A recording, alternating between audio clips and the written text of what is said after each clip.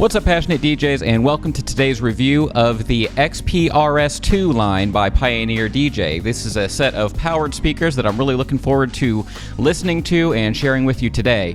Now, behind me, you'll see the XPRS 122s. Those are the 12-inch models of the active tops. And below me here, you'll see the active subwoofer, which is the XPRS 1152S. Now, one interesting thing about this set of speakers and this line is that, Pioneer DJ is sort of considered to be this industry standard premium brand, and you almost sort of expect to pay a premium cost for their DJ gear. We're all kind of trained to think that at this point, but this line is shockingly affordable for what it's competing with, its specs, and hopefully how it sounds, which we'll find out shortly. So stay tuned right here on Passionate DJ.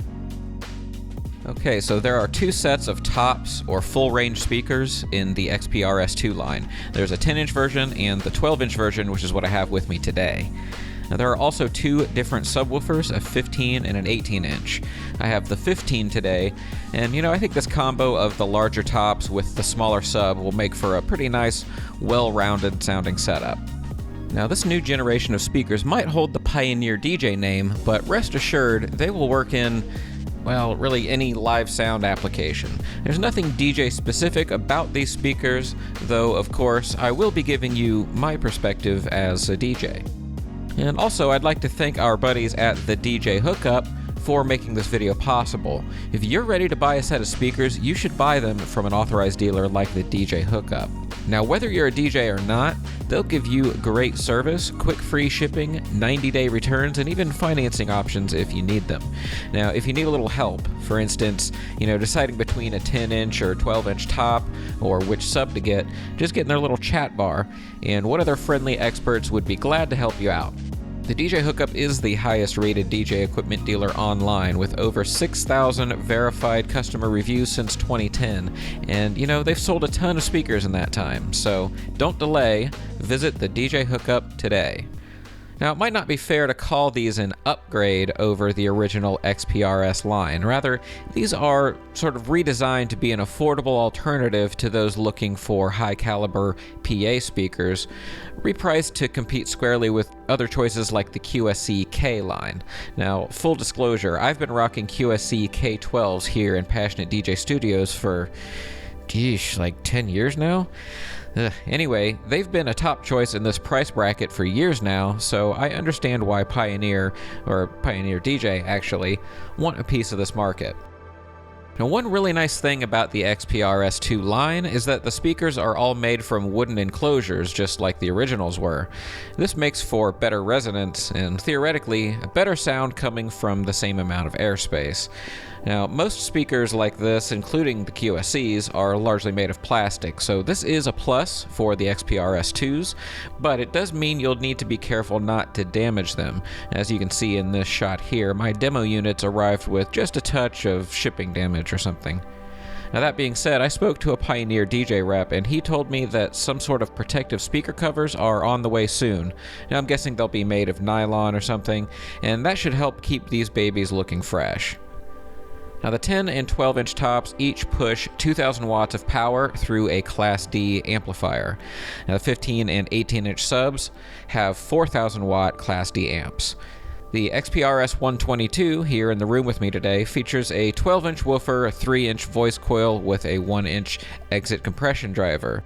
Now, it delivers a maximum SPL, that's sound pressure level, of 131 decibels according to the spec sheet. So basically, this should make it sufficient to give pretty good sound coverage in mid-sized venues or larger. So this will make them great for fixed installation live sound, churches or other houses of worship, stage monitoring, and yes, even live DJ sets. Okay, so if we take a look here at the back of the 12-inch full-range speaker, so that's the XPRS 122, you can see that there are 3 dials here, and then there are 3 inputs. We have the 2 XLR inputs. We've got one here where I have the orange cable plugged in, one here where I have the blue cable plugged in, and you can see that you can choose between mic or line inputs, on the one side or a high Z like instrument level input or line on the other. So there's some flexibility of connectivity there. And then your third input is actually this little 3.5mm jack here, the stereo jack. The 3 dials up here control the input levels of those 3 inputs. The other XLR port down here is a mix out. That's what I have the white cable plugged into. And this will connect to your sub. So in some systems you connect to the subwoofer first and then connect to the tops from there, but this is the other way around. Now, as I mentioned earlier, this version of the speakers has the benefit of DSP, and that means we have some stuff to look at back here on a menu, because it basically has like a little computer in here.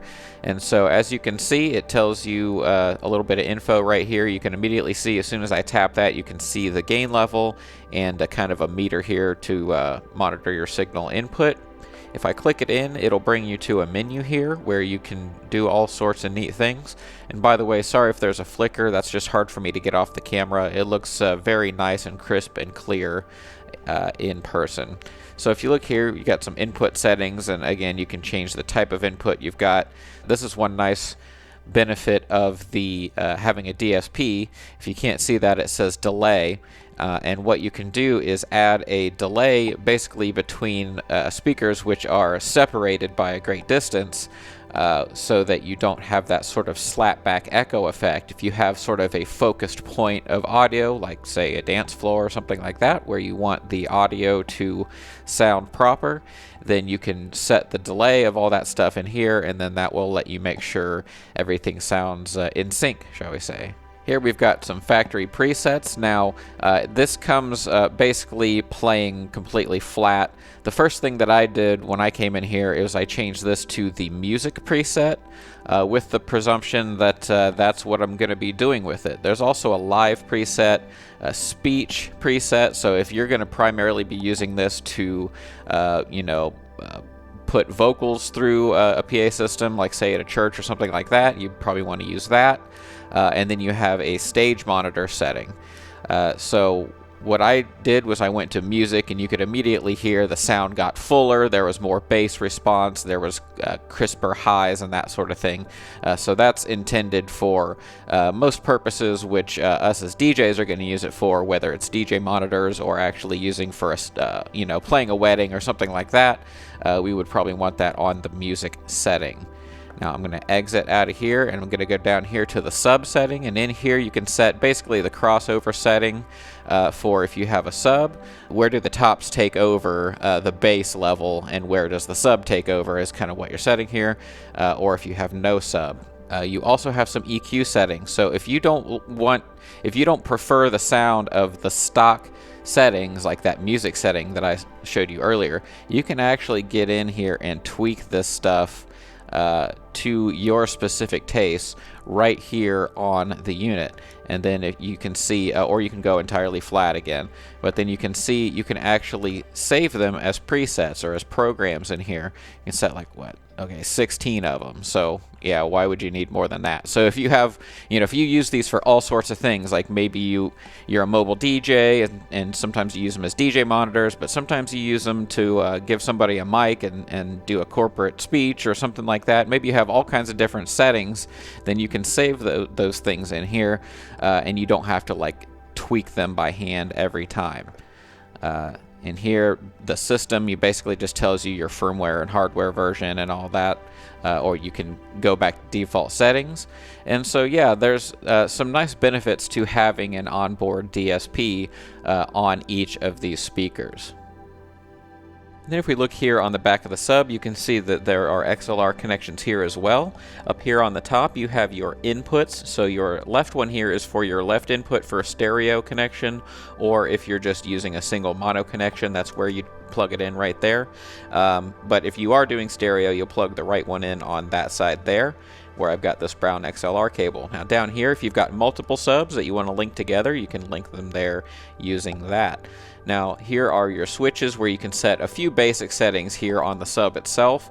You've got your EQ mode, your normal, an extended LF, which is low frequency, and then like a bass boost mode. You have your low pass frequency setting here, so this is basically selecting your crossover for how much of the audio spectrum above bass that you want it to bring into the sub. So this lower setting is going to let more of just the bass through, whereas if you switch it up here to the 120 hertz, you're going to get a little bit more of that mid bass section, closer to that area of the audio spectrum coming through. So you'll want to kind of match this to your speakers, or in the case of these Pioneers, match it to the DSP settings, the EQ settings that we talked about earlier on the tops. So you can match this stuff up and make sure everything sounds nice and crispy and how you like it. Then down here you have a polarity selection, so if you've got problems with bass cancellation or something in the room you're in, you can try reversing the polarity like that, and sometimes that will fix it. And then you'll see down here you also have active cooling on these as well, so that fan will kick on and keep things nice and cool. Well, there's really no way for me to properly demonstrate the way that these sound to you, so I'll do my best to talk about them. And the truth is, these sound really good. Nice sounding highs. Probably the strongest area in these is the mid-range. It just has a really good all-over full sound, and I'm really pleased with the way they sound. When I stand here in the room about where the camera is, I heard really good stereo separation. I tested in mono and in stereo. I found the way that I like to set this up was to turn the DSP settings on here on the tops to the 120 hertz crossover setting, and then match it on the switch down here on the sub, and it gave it all just a really nice overall full nice well-rounded sound here with the 12-inch tops and the single 15. Now if you're going to rock a bigger room, you would probably want to double up on these 15s or even some 18s, but for a room this size it sounds amazing. In fact, you saw me earlier have to make an adjustment because of the knocking stuff off the wall in here. So okay, so I actually had to turn that down a little bit because I started literally knocking stuff off the walls in here. So I have my little video game collection, and I knocked my game gear and some of my little handhelds over. So the sub's definitely doing its job. It really does do what it's setting out to do. So once again, if you're using this for music purposes, I would recommend starting with going to the menu in the DSP settings and changing it to the music setting, and it will immediately sound better to your ears as far as that goes. But if you want to get in and really tweak that stuff, again, you can do that, adjusting the EQs and the crossover roll-off and all that stuff. You can get in there and configure it to your personal tastes. So all in all, these things, they sound really great. I'm really just pleased with the way that they sound. Now, I did do a little bit of testing here. I A/B tested them with the QSC line, both the old ones, which I've had in here for years, and the K12.2s. Listen to them kind of back and forth, and to my ears, maybe the QSCs had just a little bit more crisp highs, maybe a touch more punch in the low end. They are definitely in the same bracket. They sound really good. These are appropriately priced for what they're asking for these, and I would be super happy to have these in here and to use them as my own personal DJ monitors. There is one thing that does bother me. The one thing that is a sticking point for me with these is the noise level. The bass noise level, when you turn it on, you've got nothing hooked up. There's an audible hiss, which the QSCs don't do. I tried plugging into different circuits. I tried putting it in different rooms. It always seems to do it.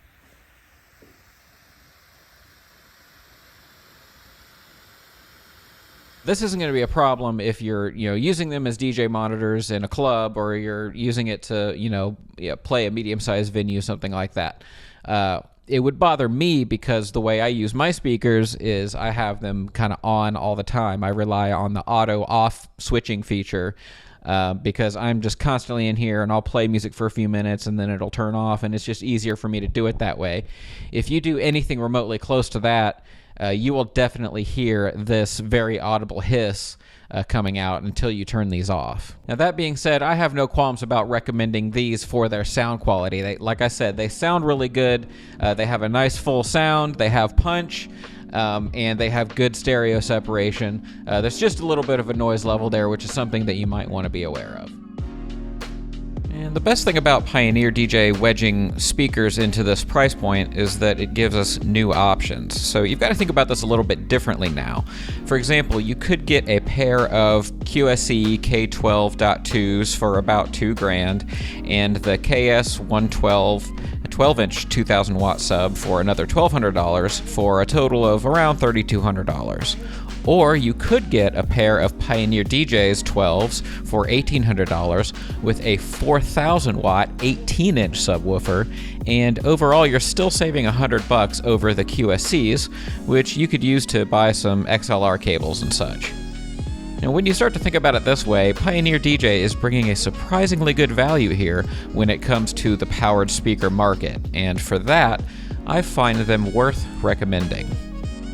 Okay, so that is the XPRS2 line by Pioneer DJ. Now, if you're interested in a set of these or any other active speakers for your studio or for your mobile DJ gigs, head on over to thedjhookup.com and get yours today. I'm David Michael, and keep on spinning.